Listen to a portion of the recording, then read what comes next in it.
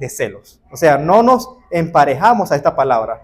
No puede existir en nuestro vocabulario, no puede existir en nuestro comportamiento.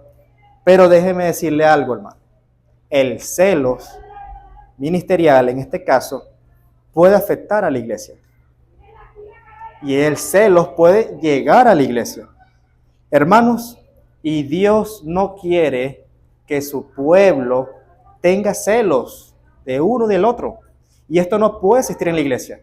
Y usted me dirá, ¿por qué, pastor? Bueno, cuando leemos la palabra en Santiago, capítulo 3, y leemos el versículo 16, dice la palabra, porque donde hay celos y contención, allí hay perturbación y toda obra perversa.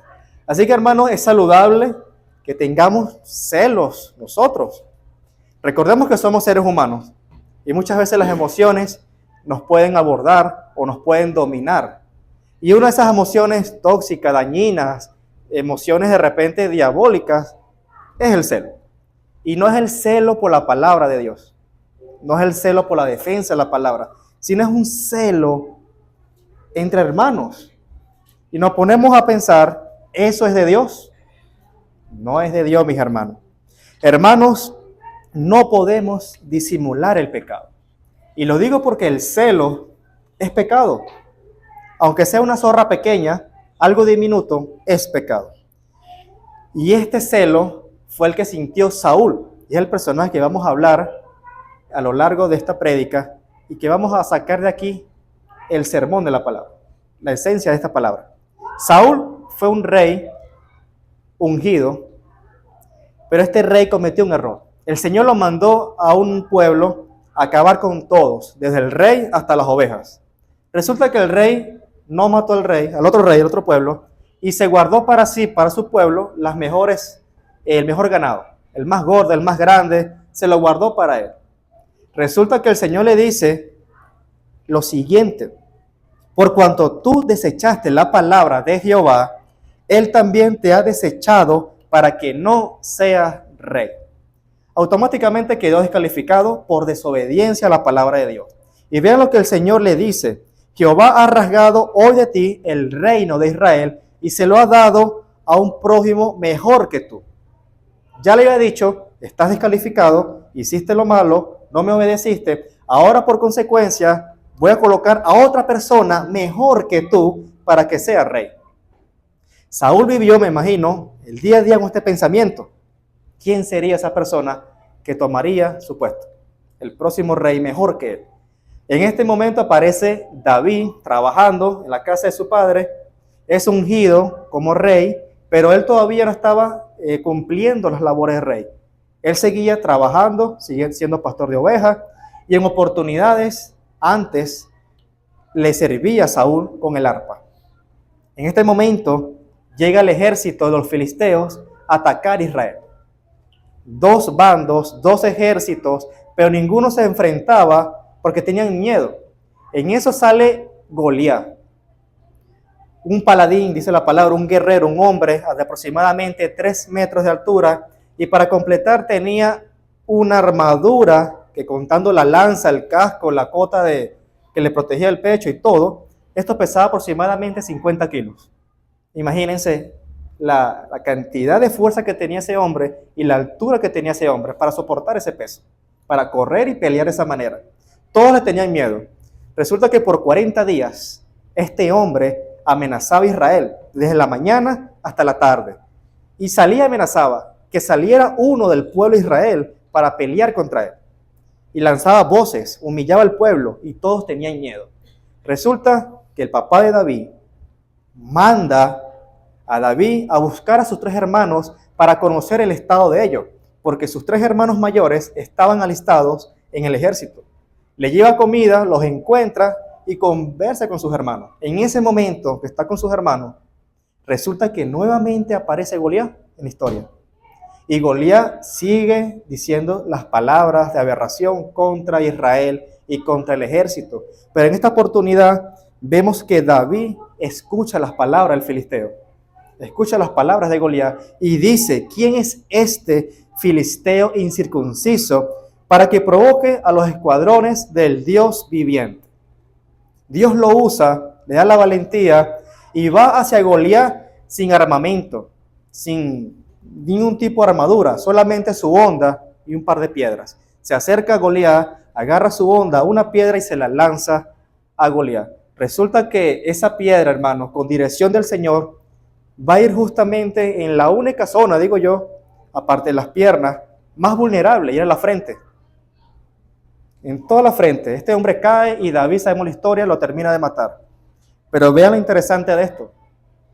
Luego de eso, en 1 Samuel 18, vemos en el versículo 5 que salía David donde quiera que Saúl enviaba y se portaba prudentemente. Y lo puso Saúl sobre gente de guerra y era acepto a los ojos de todo el pueblo y a los siervos de Saúl. Ahí todo estaba bien. Mató a Goliat, David lo pone en frente a ejércitos, frente al pueblo. Todo el pueblo le tenía gran estima y respeto porque había hecho algo heroico. Todos estaban alegres. Pero el problema empieza, hermanos, cuando vemos que cuando llegan al pueblo, todo el ejército, el rey con David y todo, y vean cómo los reciben. Aconteció que cuando volvían ellos, cuando David volvió de matar al filisteo, salieron las mujeres de todas las ciudades de Israel cantando y danzando para recibir al rey Saúl con panderos, con cánticos de alegría y con instrumentos de música. Y cantaban las mujeres que danzaban y decían: Saúl hirió a sus miles y David a sus 10,000. Ahí empezó el problema. No le agradó para nada esta frase. Y vean lo que sintió. Y se enojó Saúl en gran manera y le desagradó este dicho y dijo: a David dieron 10,000 y a mí 1,000. No le falta más que el reino. Hermano, ¿qué sentimiento era este que sentía Saúl por David? Celos, envidia, hermano, rechazo. Hermano, es increíble cómo sucede esto en el mundo. Dice la palabra que cuando David le tocaba el arpa a Saúl, esto fue antes de matar a Goliat, Saúl le agarró aprecio a David porque tocaba el arpa, se tranquilizaba. Pero basta que apareciera un Goliat, un paladín, y basta que David matara a este hombre. Basta que llegaran el ejército al pueblo y lo recibieran con alegría, con cánticos. Y basta que escuchara a Saúl la palabra: le dieron 10,000 a David y a mí me dieron 1,000. Ahí empezó el problema. Empezó a sentir celos. En vez de alegrarse por este suceso de que Dios lo había librado de la mano del enemigo a través de David, este hombre lo que tenía era celos de un muchacho pastor de ovejas que había tenido la valentía, había sido usado por Dios para matar a Goliat. Hermanos, dice la palabra que todo lo que hacía David era con prudencia y tenía buen éxito en todo lo que hacía. Y adivinen qué, ¿cómo se sentía Saúl? Tenía más celos de esto, al ver que era acepto ante los ojos del pueblo y que cada cosa que hacía le salía bien. Y Saúl tenía más celos de lo que sucedía. En vez de alegrarse porque se estaba levantando un hombre entre el pueblo, un futuro rey. Y me imagino que, no dice la palabra, pero me imagino que él pensaría: este seguramente es el otro siervo, el otro que va a ser mejor que yo. Lo habrá pensado. Hermanos, pero era tanto el celos de Saúl que se agudizó, que llegó a traicionarlo a David. Llegó a rechazarlo, repudiarlo, a tal punto que este hombre quería matar a David. Y hermanos, ¿cuántas veces Saúl persiguió a David? Muchísimas veces. Lo persiguió por todos los pueblos para matar a David. Todo esto por celos. Porque hizo algo mejor que él. Algo que él no fue capaz de hacerlo. Y no se alegró, sino que más bien lo rechazó. La pregunta es, hermano, ¿usted ha sentido celos alguna vez en su vida? Hermano, y si usted me dice que no, revísese. Revísese. Hermano, hemos sentido celos en algún momento de nuestras vidas y sabemos cómo es ese sentimiento de celos. Y tal vez celos de matrimonio, tal vez celos de noviazgo, tal vez celos laboral, tal vez celos de un compañero de trabajo. o de algún hermano. Hermanos, y los celos sabemos que nos pueden llevar a tomar decisiones erradas. Porque cuando vemos la historia de Saúl, tomó decisiones erradas, persiguió a David, quiso matarlo, simplemente por celos, porque David no le había hecho nada a Saúl. Hermano, has despreciado a alguien por celos. Te has alejado de alguien por celos. Lo has rechazado o tu actitud ha cambiado con esa persona por celos. Hermanos, son cosas que tenemos que revisar, porque a veces no nos gusta que se elogien a otras personas delante de nosotros. No nos gusta que a veces otras personas se lleven el crédito. Y humanamente hemos pasado por eso. Y tenemos que recordar que si Dios se ha placido en levantar a otra persona para cierta tarea, o lo ha puesto en gracia delante de los hermanos, tenemos que darle la gracia a Dios. Porque ha sido Dios que ha levantado a ese hermano. No ha sido la iglesia, sino ha sido el Señor.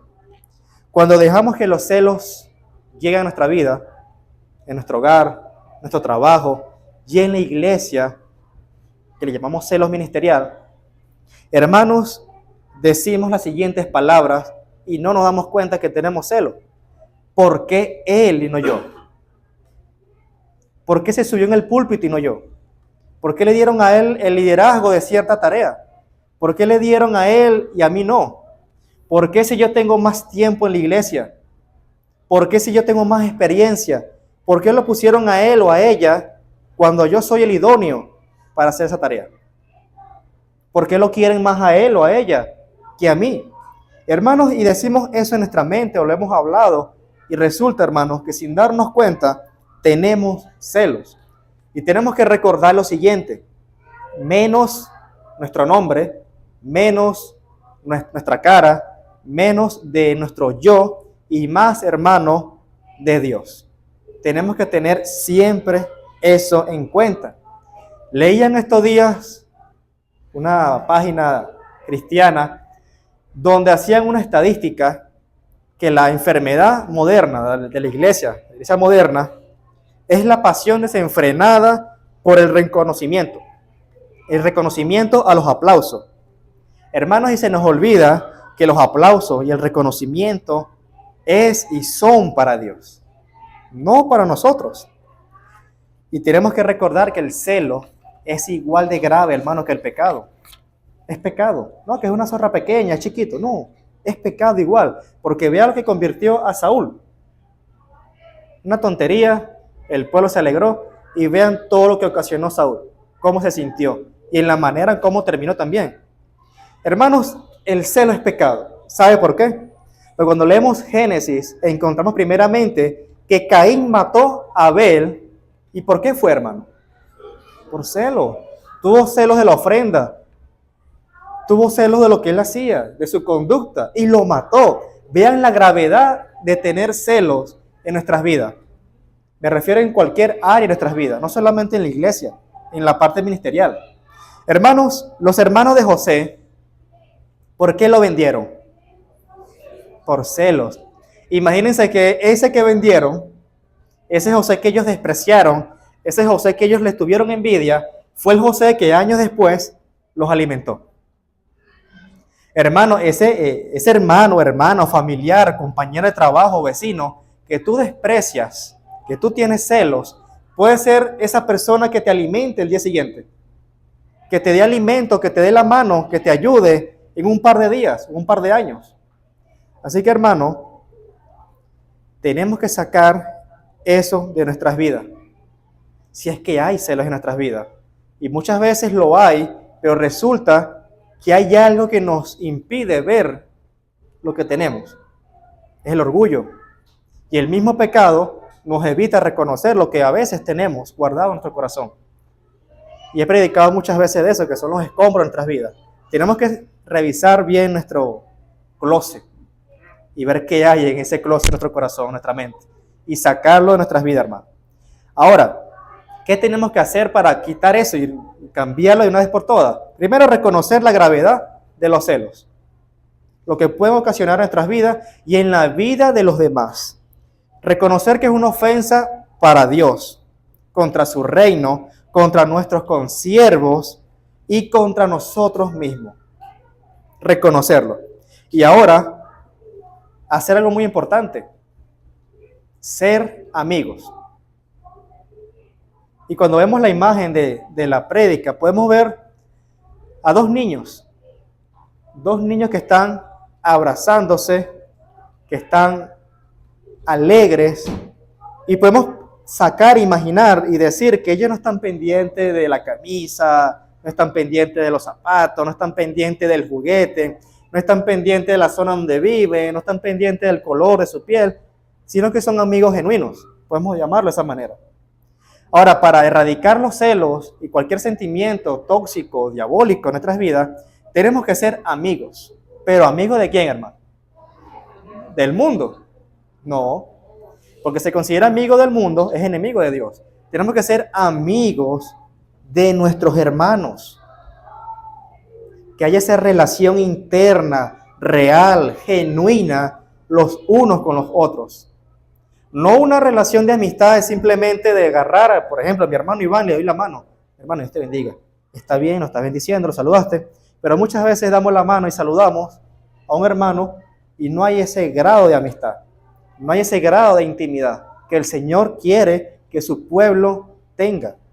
Ahora, lo primero, para ser amigos genuinos, tenemos que hacer lo siguiente, demostrarlo.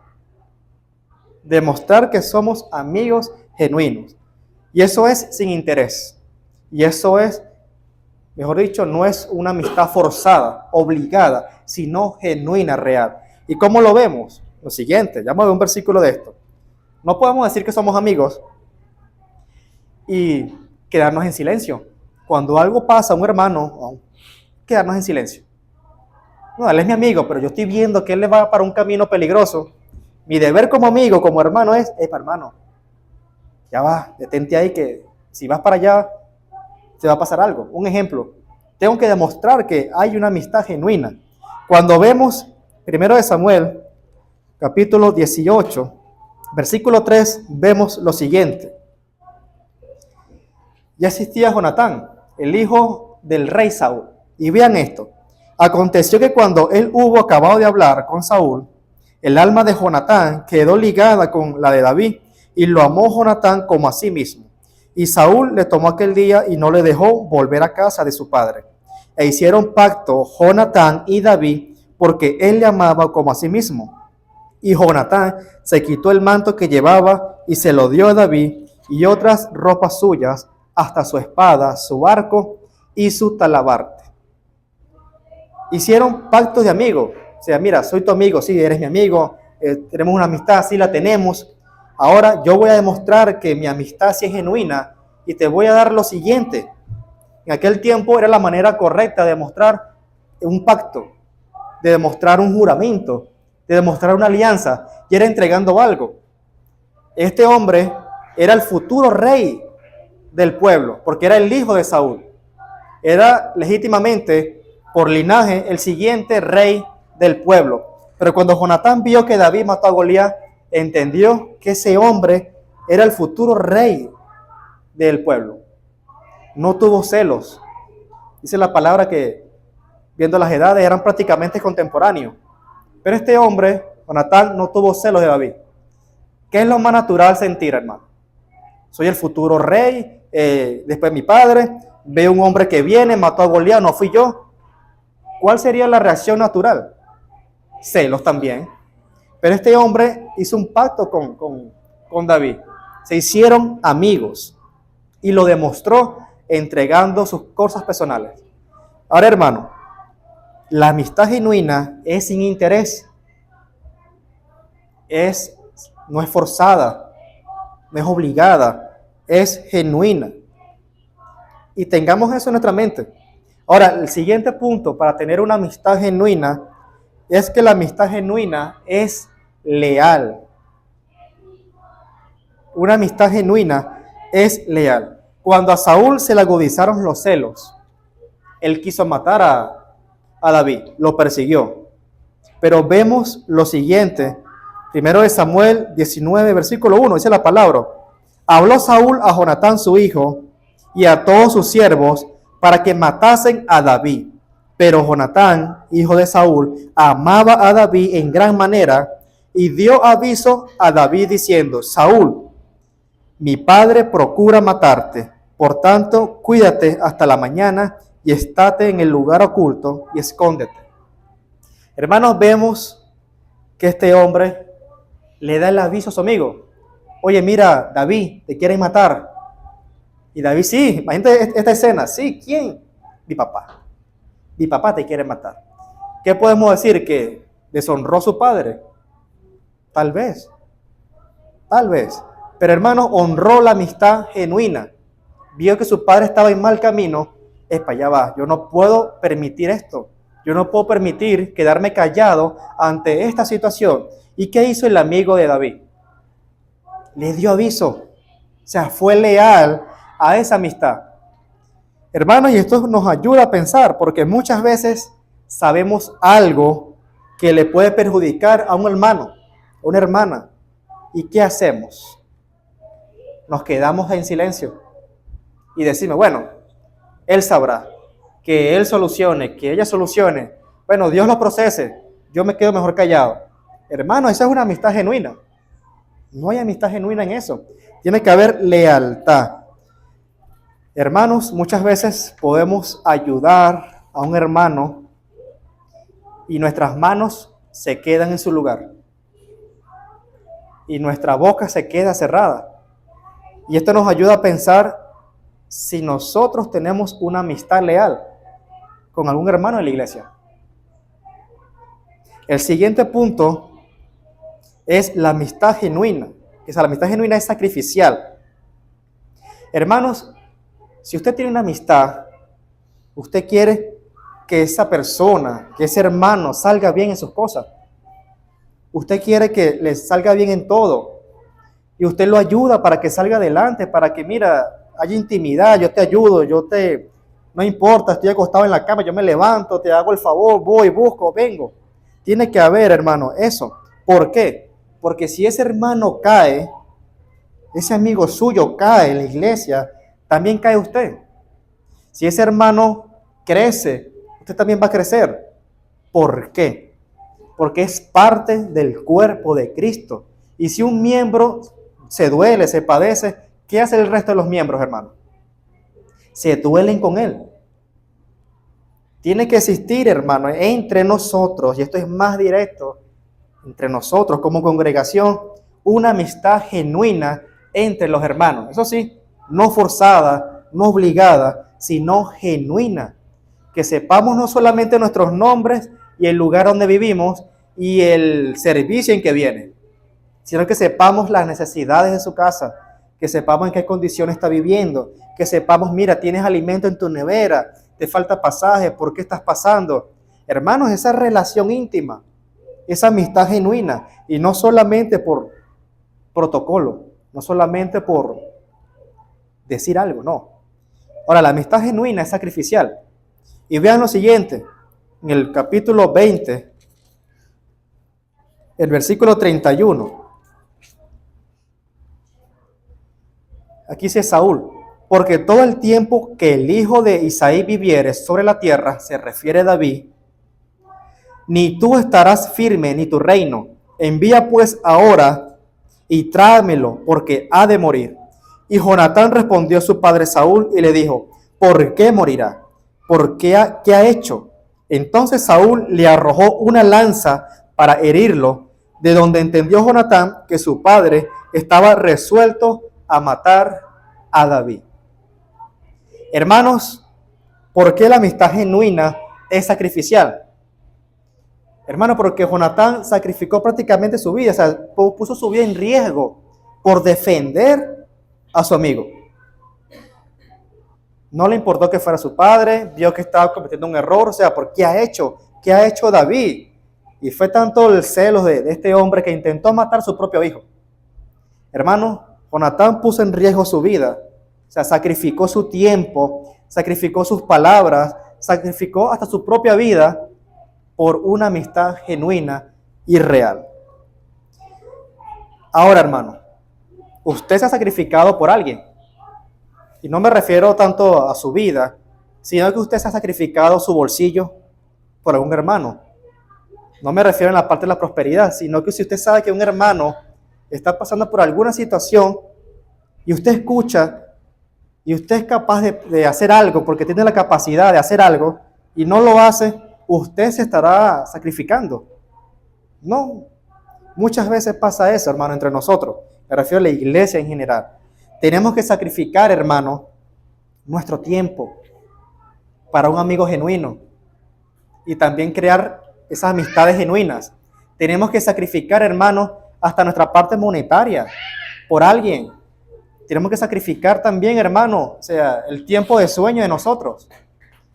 Hermanos, muchas veces no nos queremos comprometer porque nos vemos vulnerables de repente.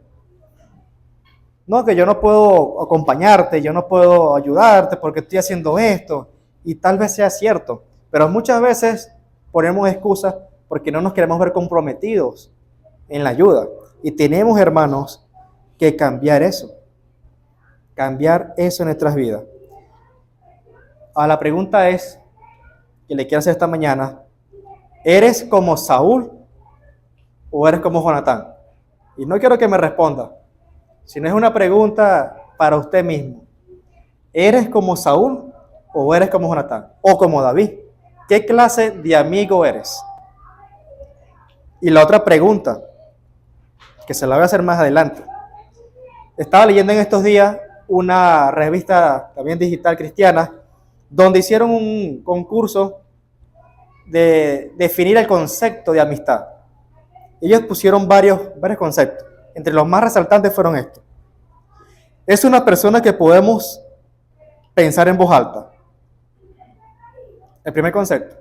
O sea, una amistad genuina es aquella que podemos tener al lado y pensar en voz alta. Ahora ¿cuántas cosas nosotros hemos pensado en nuestra mente? Obviamente, hemos pensado. ¿Qué clase de locura hemos pensado? ¿O qué clase de cosas hemos pensado? Que de repente no somos capaces de decirlo. ¿Sabe? Por ejemplo, oye, no sé, no es crítica, pero personas que de repente piensan, oye, ¿viste ese hermano? Oye, no, vale. ¿Viste lo que hizo? Entonces, es ese amigo que podemos pensar en voz alta. O sea, tener esa confianza, no criticar, sino tener esa confianza de hablar sinceramente. Y el otro concepto que pusieron es una persona que podemos, te lo dije, es una persona que sabe todo de ti y aún así te ama. ¿Usted tiene un amigo que sabe todo de ti? ¿O que sabe algo de su vida? Y que aún así conociéndolo o conociéndola, lo que hizo, lo que ha hecho, le sigue amando. O usted lo sigue amando. Y el concepto que ganó en este concurso fue el siguiente. Un amigo es aquel que viene a ti cuando todos te abandonan. Hermanos, tal vez te traicionaron. Tuviste una amistad que te traicionó. Tuviste una relación que te traicionó. Tuviste conocidos que te traicionaron. Tal vez te abandonaron o tal vez abandonaste. Tal vez te mintieron, te hirieron en esas relaciones de amistad. Pero hermanos, ¿sabes quién no te traiciona? Jesús. Y le puedo preguntar, ¿usted tiene un amigo genuino hoy en día? Con sinceridad, ¿lo tiene o no lo tiene? Un amigo genuino. Hermanos, voy a hablar en este caso de mí, aunque a mí no me gusta poner mi ejemplo, pero yo sí tengo un amigo genuino. ¿Adivinen quién es?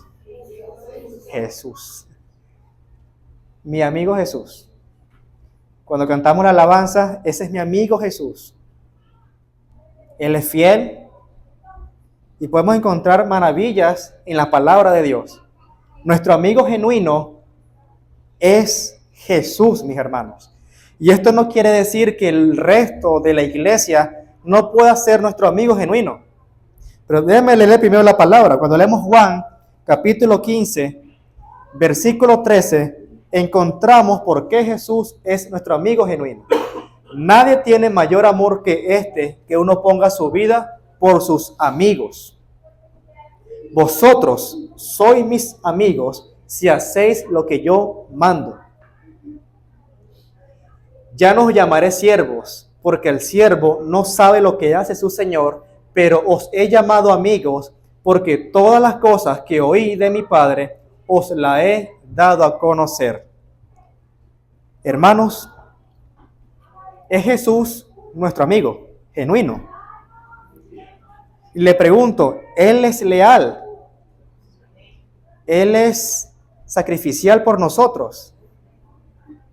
Hermanos, tiene todas las características de una amistad genuina. Hermano, Él se sacrificó por nosotros. Lo hizo en una cruz por nosotros, hermano. No lo hizo forzado, no lo hizo por obligación. Tuvo lealtad al Padre. Hermanos, ¿queremos ser buenos amigos? Les pregunto a ustedes. Si queremos ser buenos amigos, tenemos que tomar el ejemplo de Jesús y decir como Pablo, sé imitadores de mí, así como yo de Cristo. ¿Por qué? Porque en Cristo, hermano, en la palabra de Dios, encontramos las herramientas y las características de ser un amigo genuino, así como Cristo lo fue en aquel momento y lo es para nosotros. Hermanos, ¿queremos ser amigos de Jesús? ¿Sí o no? Obedezcamos su palabra. Porque la palabra dice, vamos a retroceder un poco hacia él, por favor. Vosotros sois mis amigos si hacéis lo que yo mando. ¿Y qué quiere Jesús de nosotros? Hermano, que saquemos los escombros de nuestras vidas, que le reverenciemos, que tengamos unión los unos con los otros, que nos amemos unos a otros y que soltemos las cosas del viejo hombre. Hermano, y que sea una relación genuina, no forzada, no con hipocresía, no con falsedad, no con traición, sino, hermano, una amistad genuina, así como Cristo lo hizo por nosotros y así como Cristo es ese amigo genuino para nosotros. Déjenme decirle, hermanos, que muchas veces la iglesia puede perder el enfoque por estar centrados en los celos, por estar centrados en el hermano, en la hermana, por estar centrados hasta en la vestimenta, por la forma de hablar, por la forma hasta de predicar, por la forma de leer la palabra, por la forma de cantar. Y podemos centrarnos en eso. Y cuando hacemos eso, hermanos, estamos perdiendo el enfoque de la iglesia. Como siempre he comentado en partes de mis prédicas, si nos enfocamos en eso, hermanos, allá afuera se están perdiendo almas. Y nosotros a veces nos enfocamos en tonterías. Y no solamente en la iglesia, sino en nuestro trabajo, con nuestros vecinos, con nuestra esposa, nuestro esposo. ¿Sabe? Cometemos ese gran error y es ahí cuando la iglesia empieza a perder el enfoque y empieza a dejar de tener una amistad genuina con sus hermanos y con Cristo también. Hermanos, no nos enfoquemos. Nosotros hemos predicado y tenemos la visión de que una iglesia tiene que crecer, porque es Cristo quien edifica su iglesia, no nosotros. Pero nosotros queremos que la iglesia crezca, ¿verdad? Queremos que la iglesia se ensanche, ¿cierto? Hermanos, eso lo vamos a lograr si empezamos a tener una buena amistad, una amistad genuina el uno con el otro. Porque así tendremos la capacidad de crecer, la capacidad de ensancharnos, la capacidad de ir más allá, hermanos, de lo que hemos hecho. Y te pregunto, ¿de quién eres tu amigo? Podrás pensar en personas en la calle, familiares, y es válido. ¿Tienes amigos afuera de la iglesia? Posiblemente. Y la pregunta es, ¿tienes amigos aquí en la iglesia? Que puedas llamar, mira, mi amigo, mi amiga. Bueno, es mi amiga, pero estamos fortaleciendo esa amistad, esa relación. Hermano, yo creo que todos pueden decir eso. Si ponen de su esfuerzo en tener una amistad genuina. Dios quiere que seamos verdaderos amigos. Dios quiere que tengamos una amistad genuina y lo hemos visto en las imágenes y la vamos a ver ahorita para recordarlo. La amistad genuina se demuestra y lo acabamos de ver. La amistad genuina es leal. La amistad genuina es sacrificial. Hermano, y todas esas características, requisitos, lo encontramos en Cristo. Pero también lo podemos encontrar en nuestros hermanos. Porque si somos imitadores de Cristo, también podemos ser esos amigos genuinos para nuestros hermanos. Hermanos, y ahí en esa parte final, quiero que le agregue como 2 rayitas, igual, perdón. No lo quise poner, sino para que lo recordara. ¿Por qué perdón? Muchas veces esa amistad genuina puede fallar. Puede hacer algo que no te guste. Puede hablarte mal un día y tú lo tomes a mal también. Y tienes que perdonar. ¿Por qué? Cuando vemos la historia de Saúl y la historia de David, que Saúl persiguió a David por todo el territorio, encontramos en la palabra a lo largo de estos capítulos de 1 Samuel que Saúl tuvo la oportunidad 2 veces de matar a David, de matar a Saúl. La primera en la cueva, donde Saúl entra a descansar y ya estaba David dentro. Y sus hombres le dicen, mátalo, Dios lo ha puesto en tu mano. Y él dice, no, no lo haré. ¿Qué hizo David? Le cortó el borde de su manto y se lo mostró. Hey, Saúl, aquí está, no te maté, lo pude haber hecho y no lo hice. Le perdonó la vida, la primera.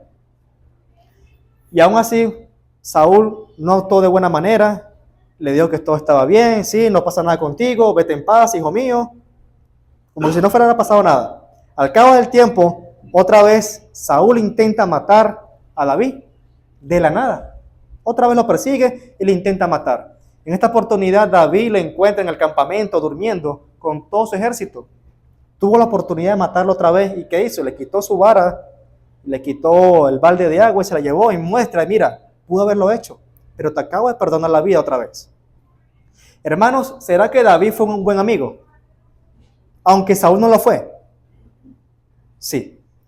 Aunque la otra persona no sea contigo un buen amigo, hermano, sea como David y no sea como Saúl.